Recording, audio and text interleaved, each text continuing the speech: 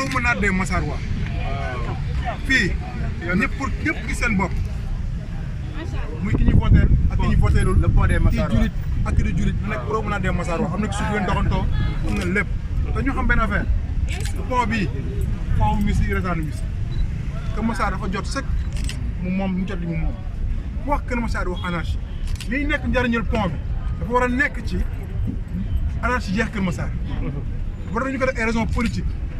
ku ne xam ne moment bi nga ko tëjji nii mënu gis projet parce que su wax dañu naan gis ngeen ni mu wax parce que ñu si def suñu wax da nga ko interprété parce que ñuy déglu ñoo bëri li ñu wax nag mooy coût bi ñu ko defaree jaaxal nañu trop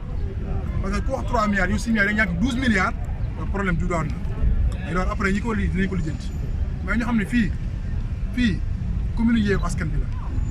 buñ ko bëggee buñ ko neexaree bu loolu am fii Sonko moo fi nekk. gars yi moom lañ bëgg seen biir xol yi élection yi Ousmane Sonko da koy raafale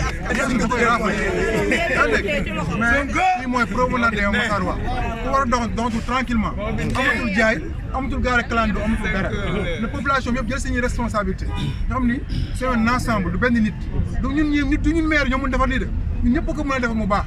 kon ngir yàlla dañ defar Kër Massar mu baax parce que loolu moo ñu tax a jug nit ñi falu ñu rek toog seen kër di seetaan dañu war a fal benn dañu war a acteur ci li ñoom ñu ni fal ñëw di jàpp ci combat bi